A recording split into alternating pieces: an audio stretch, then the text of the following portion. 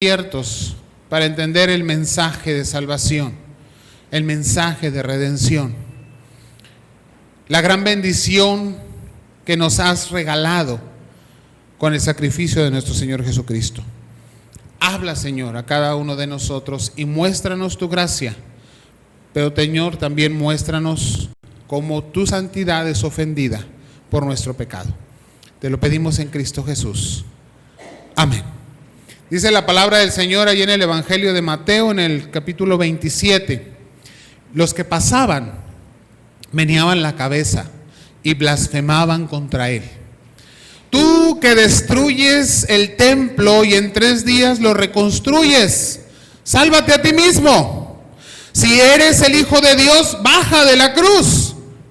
Y de la misma manera se burlaban de él los jefes de los sacerdotes, junto con los maestros de la ley y los ancianos.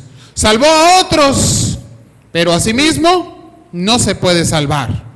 Y él es el Rey de Israel, que baja ahora de la cruz, y así creeremos en él. Confió en Dios, pues ahora que Dios lo libre, si de veras lo quiere.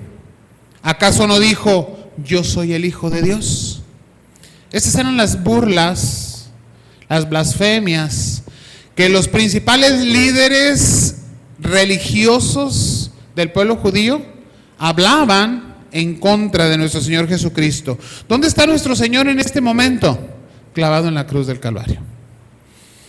Está derramando su sangre, está sufriendo, está muriendo, agonizando, y se refieren a él en burla reconociéndole como Hijo de Dios, en burla haciendo referencia a que ha salvado a otros, y en burla diciendo no es capaz de salvarse a sí mismo. Pero si hacemos una breve reflexión de estas palabras, hermanos, estos líderes religiosos no estaban diciendo una mentira. Y yo te pregunto, ¿acaso nuestro Señor podía salvarse a sí mismo? Déjame decirte que no. Y te voy a decir por qué no. Porque su misión sobre la tierra era ejercer salvación sobre nosotros. Y si se hubiese salvado a sí mismo, no hubiese podido salvarnos a nosotros. No se podían hacer las dos cosas. O se salvaba a sí mismo, o te salvaba a ti y a mí. Y su misión era salvarnos a nosotros. Su misión no hubiese sido cumplida. No es que no pudiera bajar de la cruz. Tenía el poder y la autoridad para hacerlo. No es que no pudiese haber evitado que lo coronaran de espinas, que lo flagelaran, tener que cargar la cruz y ser clavado y levantado en el Gólgota. Claro que podía haberlo evitado, pero no lo podía hacer porque él no podía salvarse a sí mismo y salvarnos a nosotros al mismo tiempo. ¿Podríamos decir que el Señor tenía 2 opciones? Pues vamos a ver si esto es cierto. Su opción número 1 sería salvarse a sí mismo y dejar que nosotros nos quedáramos en una condena eterna. Esa era una opción. ¿La tenía? Si en ese momento hubiera dicho, hombre, es demasiado el sacrificio, es demasiado el dolor, es demasiado el sufrimiento, ¿qué merecimiento tienen estos seres humanos? ¿Qué tengo yo que morir por ellos si se lo han ganado? ¿Quién pecó? El ser humano. ¿Quién desobedeció? El ser humano. ¿Quién se ha acarreado toda la maldad, todo el dolor, todo el cansancio, toda la enfermedad y todas las consecuencias del pecado sobre sí mismos? Nosotros nos lo hemos ganado. Y nos lo hemos ganado a pulso. Nos lo hemos ganado y te digo una cosa, lo hemos disfrutado. Y el Señor pudo haber decidido no salvarnos y decir, no merecen mi sangre, no merecen mi sacrificio, no merecen mi dolor. Y tenía la opción, porque murió en la cruz, porque así lo decidió. Su otra opción era salvarnos a nosotros y perder su vida en la cruz. Y tener que perderla con dolor, tener que perderla con derramamiento de sangre, tener que perderla bajo el ser injuriado, blasfemado, ofendido, escupido por la gente a su alrededor. Y esa fue la opción que tomó. Y muchas veces, hermanos, no tenemos esta consideración en nosotros cuando leemos en la palabra, cuando nos acercamos al sacrificio de Cristo en la cruz. Claro, nuestro Dios tenía una fórmula ya preestablecida. Nuestra salvación, la historia de la redención estaba escrita desde antes de la fundación del mundo. Y la fórmula de Dios en Cristo es que para restaurar la vida del mundo, para restaurar la comunión del ser humano con el Padre, era necesaria la muerte de su Hijo. Esta fórmula ya estaba establecida. Esto tenía que suceder. Por eso vuelvo a afirmar, el Señor no podía salvarse a sí mismo, porque su misión era salvarnos a cada uno de nosotros. ¿Qué nos revela la cruz? Quizás podríamos decir, bueno, nos revela nuestro pecado. Nuestro pecado, te digo sinceramente, no tiene que ser revelado. Nuestro pecado es obvio. Que el ser humano vive en decadencia es obvio. No tenemos más que voltear a nuestro alrededor. No tenemos más que mirar nuestra propia vida, más que mirar nuestra necesidad, más que ver nuestra enfermedad, más que ver nuestros actos, y nuestro pecado está a ojos vistos. La cruz no revela nuestro pecado. La cruz lo que nos está revelando es la santidad de Dios. Dios es santo, y esto lo declara la Biblia desde el Génesis hasta el Apocalipsis. Ahora, ¿entendemos lo que es la santidad de Dios?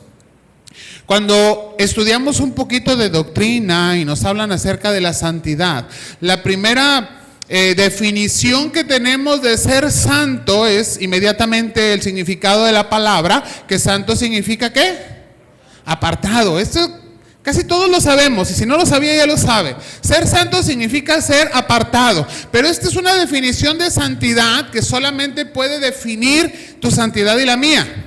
Es decir, nosotros somos llamados a ser santos y hemos sido hechos santos por el poder de la sangre de Cristo en la cruz del Calvario, porque Él nos ha apartado, nos ha sacado de muerte a vida, nos ha sacado de ese foso cenagoso y nos ha puesto sobre peña, nos ha apartado de esa vida de esclavitud en el pecado para ponernos en santidad solamente bajo la autoridad y en la libertad que nuestro Dios nos ha dado en el sacrificio de Cristo. Eso es que tú y yo seamos santos. Pero esto no define la santidad de Dios, porque nuestro Dios no está apartado. ¿Apartado para qué?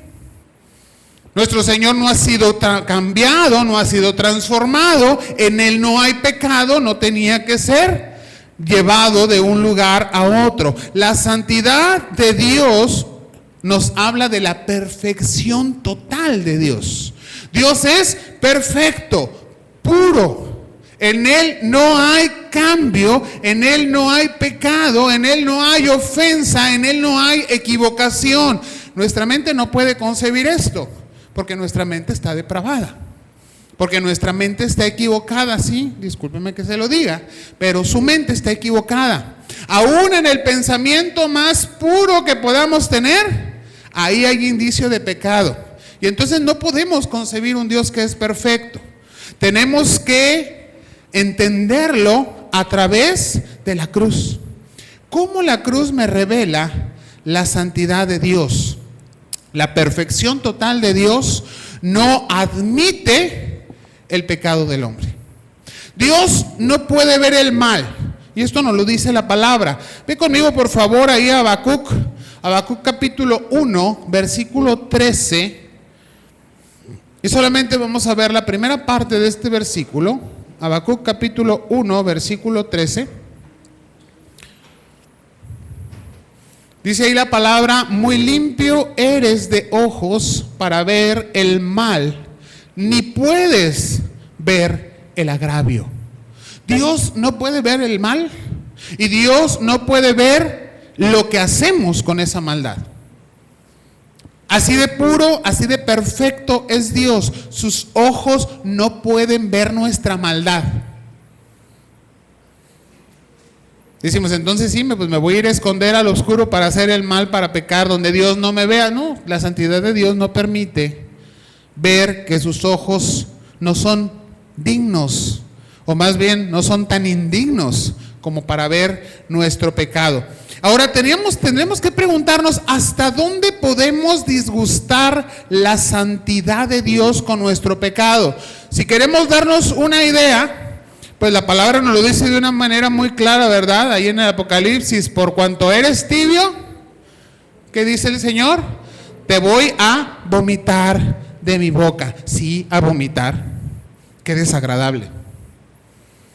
Esta es una expresión totalmente desagradable. Hasta este punto podemos disgustar a Dios con nuestro pecado. Dios no quiere ver nuestro pecado, no puede ver nuestro pecado, no puede ver la consecuencia de nuestro pecado y lo podemos disgustar al grado, pues solamente tenemos que preguntarnos, ¿por qué vomitamos? Porque sentimos asco. ¿Qué siente Dios por nuestro pecado? Siente asco. Esa es la santidad de Dios. Y por eso era necesaria la cruz. Nosotros teníamos que ver en la cruz, teníamos que ver en la sangre derramada, en el sacrificio de nuestro Señor Jesucristo, que el Dios Santo no quiere, no puede ver, no tolera, no soporta nuestro pecado.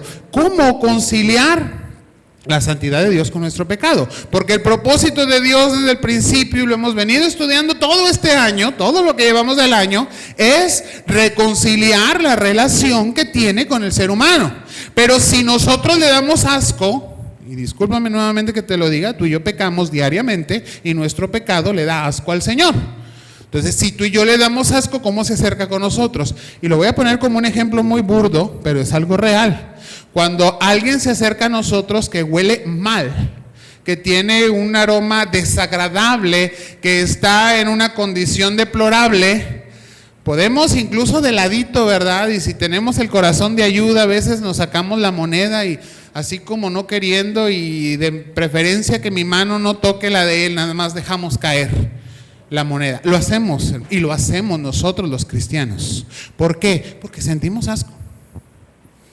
Porque hay algo en esa persona que nos desagrada de tal manera que no podemos a veces ni siquiera voltear a verle. ¿Cómo conciliar que nosotros tenemos que amarle? Porque el Señor nos dice que debemos amarnos los unos a nosotros. ¿Cómo conciliar la santidad de Dios y nuestro pecado? Solo hay una palabra para conciliar esto y esta palabra se llama perdón. Y la verdad es que tampoco hemos entendido lo que es el perdón. Te pregunto, ¿qué es el perdón? Podríamos pensar que el perdón es solamente olvido. Y esto es bíblico. Decir, no, pues Dios cuando nos perdona, toma todos nuestros pecados y los arroja al fondo del mar, donde no se vuelve a acordar nunca de ellos. Pero Dios no padece lagunas mentales, ¿eh? O sea, no es solamente de que ya se me olvidó lo que hiciste. El perdón no es una laguna mental de Dios. Podemos decir, cuando Dios perdonó a su pueblo, y lo recordamos cada vez que participamos de la mesa del Señor, Dios pasó por alto el pecado. ¿Cómo sucedió esto? ¿Te acuerdas? Fue sacrificado el cordero, la sangre fue puesta en el dintel de la puerta, y cuando el ángel de la muerte pasó por encima del pueblo, las puertas que estaban pintadas con sangre, se pasó por alto su maldad y su pecado, y el resto del pueblo hubo muerte. Eso es lo que recordamos, la Pascua del Señor. La sangre de Cristo ha cubierto nuestra vida, por lo tanto, la muerte no pasa por encima de nosotros. Pero Dios no puede simplemente pasar por alto nuestro pecado como si fuésemos niños tercos. Y pienso un poquito en sus hijos o en sus nietos. Quizás esto lo hacemos más los abuelos, o lo hacen más, yo no tengo nietos, lo hacen más los abuelos con los nietos. El niño se pone necio y es terco y aferrado. Por no batallar con él, ¿qué hacemos? Le damos lo que está pidiendo. Ya, mijito, ya.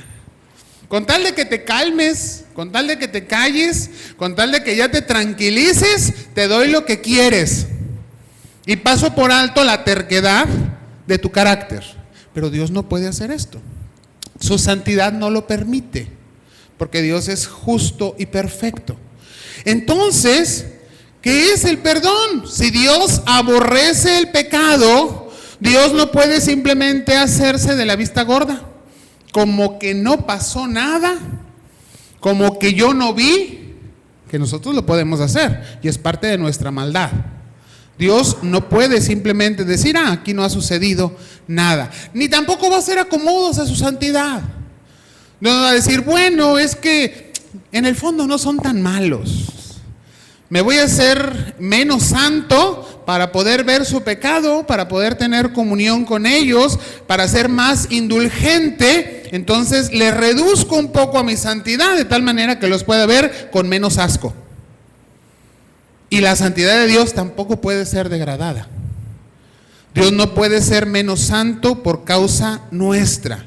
La santidad y la justicia de Dios tenían que ser, y escúchame bien esto, tenían que ser satisfechos. ¿Cuál es la paga del pecado? Muerte. Esto lo sabemos. Romanos 6:23 es uno de los versículos que todo cristiano se sabe de memoria, porque la paga del pecado es muerte. Y luego, en Cristo Jesús, Señor nuestro. Si no lo sabemos, nunca se te olvide esto: la paga del pecado es muerte. Cada vez que pecamos, perecemos muerte.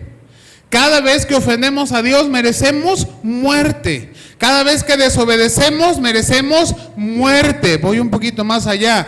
Cada vez que estamos en desacuerdo con la voluntad de Dios, porque esa es la definición reformada de pecado: la falta de conformidad con la voluntad de Dios. Ese es pecado y eso merece, no nos gusta decirlo, pero merece muerte.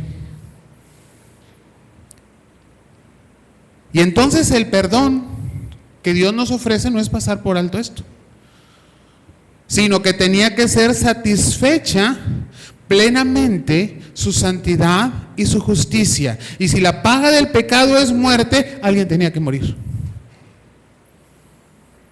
No podía ser de otra manera. Por eso Cristo no tenía la opción de decir, me salvo a mí mismo y los demás que se pierdan. Porque su propósito era salvarnos. No podía salvarnos y no morir en la cruz, porque la santidad de Dios requería, y su justicia, que alguien cumpliese perfectamente el requerimiento de Dios. La paga del pecado es muerte. Y si no te habías dado cuenta de esto, ahora sabes por qué Cristo tuvo que morir. Esa es la causal, esa es la causa última del por qué Cristo tuvo que morir en la cruz. Tuvo que morir por tu pecado. Tuvo que morir por mi pecado. Tuvo que morir por mi desobediencia. Tuvo que morir por tu falta de conformidad con la voluntad de Dios. Tuvo que morir porque no estábamos dispuestos, y me atrevo a decir que aún no lo estamos, a vivir conforme a lo que Dios ha definido para nosotros. Por eso Cristo tuvo que morir. Nuestra definición de perdón, hermanos, no es para ser pasados por alto. La definición de perdón que tenemos que entender es que la justicia divina fue cumplida. La paga del pecado fue muerte, pero el perdón de Dios hizo que esa paga no fuese sobre de nosotros, sino que fue cargada de una manera plena en Jesucristo. Si esto no afecta profundamente nuestra vida, si esto no nos hace reflexionar en lo que es la gracia de Dios, si esto no transforma nuestro pensamiento para buscar, y digo buscar porque en esta carne no hay perfección, pero para buscar con más ahínco, con más dolor, con más fuerza cada día, ver cuál es la voluntad de Dios y vivirla, yo no sé qué podría transformarnos. Si no entendemos el sacrificio de Cristo, no entendemos el perdón. Y si seguimos pensando que Dios simplemente pasa por alto nuestro pecado, vamos a seguir pecando sin que esto nos cause dolor. Cuando entendamos que en ese momento que nadie te ve y que decides hacer lo contrario a la voluntad de Dios, tú clavaste en la cruz a Cristo, entonces nos daremos cuenta cuán grande es la gracia de Dios sobre nuestra vida. Cristo tuvo que morir por ti y por mí. Pero déjame regresar a lo que decía en un principio. Decía que hay muchos problemas sobre la tierra, pero solamente uno que es la causal de todos ellos, y que Cristo fue a la cruz para lidiar con él. Precisamente esa causal es el pecado. Todo el mal que hay sobre la tierra, todo el mal sobre la humanidad es causa de el pecado. Cuando vamos a Apocalipsis y leemos cómo es la nueva tierra, en donde el Señor ha preparado morada eterna para nosotros, y leemos que ahí ya no hay dolor, que ahí ya no hay llanto, que ahí ya no hay enfermedad y que ahí ya no hay muerte, nos damos cuenta que el dolor, el llanto, la enfermedad y la muerte son consecuencia ¿de qué? Del pecado. Ahí ya no hay pecado, ahí ya no existen sus consecuencias. Todos los problemas de la humanidad son consecuencia del pecado. Pero tú prendes el noticiero, no sé, quizás en la mañana o por la tarde o en el radio al ir al trabajo o a donde te diriges, y yo no creo que escuches una sola noticia que diga, bueno, nos damos cuenta que el gran problema del mundo es el pecado y tenemos que luchar en contra de él para que todas las situaciones de la humanidad sean arregladas. Vamos a escuchar comentaristas, vamos a escuchar periodistas que nos van a decir, no, la culpa de los problemas la tiene el gobierno, la tiene la bolsa, la caída del dólar, lo mal que ha ido los negocios, la falta de educación, la psicología antigua o moderna, las costumbres de la sociedad. No te engañes. La causa fundamental de tus problemas, de mis problemas y de los problemas de la humanidad son, o es más bien, el pecado. Pero nunca vamos a oír que en un noticiero, que en una noticia en el periódico, se nos diga esto. Ni una palabra nos van a decir en cuanto al pecado. Tú y yo lo sabemos porque Dios nos lo ha revelado. Todos los males de la humanidad son consecuencia del pecado. La paga del pecado, el precio del pecado es muerte. Y Cristo tuvo que morir por nosotros, tomando tu lugar. ¿Quién debió ser clavado en la cruz? Tú y yo. No hubiera sido suficiente el Gólgota, ni todos los cerros, ni todos los montes. Con el Cerro de la Silla no tendríamos para los regiomontanos, ni con todas las sierras que nos rodean, para levantar suficientes cruces para todos los que merecemos muerte de cruz. Y tú y yo la merecemos. Pero Cristo decidió, sin pecado, subir a la cruz con dolor, por decisión, por opción propia, y pagar tu pecado y el mío. El 16 de octubre de 1987 hubo un accidente, un avión que iba hacia Detroit, Michigan. Simplemente los motores se apagaron y se desplomó. En ese avión bajaban 150 pasajeros y solamente una niña sobrevivió. Esa niña se llamaba Cecilia, no sé si todavía sigue viva, pero al menos de ese accidente salió viva. Tenía solamente 4 años de edad y la encontraron caminando entre los cadáveres y los escombros con solamente un rasguño en la cabeza. Y todo el mundo se preguntaba, ¿y cómo es que sobrevivió? Y los otros 149 pasajeros se murieron. La niña después, al narrar lo que había pasado, solamente se recuerda que en el momento en que dijeron abrochen su cinturón, estamos pasando por una situación difícil, los motores del avión se han apagado, dice que su mamá, en lugar de abrocharse el cinturón, se lo quitó, se levantó de su lugar, fue hasta donde estaba ella y le puso de frente a ella y la abrazó. Y el cuerpo de la mamá de Cecilia quedó totalmente destruido, pero su cuerpo la protegió de que ella saliera lastimada en toda la caída del avión y en el golpe contra el suelo. Eso quiere decir que su madre recibió todo el daño que Cecilia debió haber recibido en ese accidente, podríamos decirlo así. Pues esto no es ni siquiera una semejanza de lo que Cristo hizo por nosotros. Él literalmente recibió sobre su cuerpo la carga de todo nuestro pecado. Todo lo que tú y yo merecíamos como paga por nuestra culpa fue puesta sobre nuestro Señor Jesucristo. Es decir, la caída que tú y yo merecíamos por nuestro pecado, por nuestra falta, y podernos levantar entre los escombros del mundo y caminar con vida, lo tenemos porque el cuerpo de Cristo fue destruido. Y por eso el Señor dice que por nosotros su cuerpo fue partido. Ese es el perdón. No creas que Cristo pasa por alto tu falta. No creas que el Padre simplemente se hace de la vista gorda. Nada sucede. Tuvo que haber muerte. Y Cristo murió en nuestro lugar. Tenemos que reflexionar en esto. Tenemos que ser muy conscientes, porque si no entendemos la gracia, jamás podremos compartirla. Esta es la realidad de tu perdón y del mío. Sé feliz, sí, el perdón nos llena de felicidad, pero sé consciente de que sí tuvo que haber muerte para que tú hoy tuvieras vida. Cierra tus ojos y vamos a orar. Te agradecemos, nuestro Dios, porque en lo profundo de nuestro corazón, Señor, nos haces reflexionar sobre todo el dolor que hemos causado sobre de ti, sobre cómo hemos ofendido tu santidad,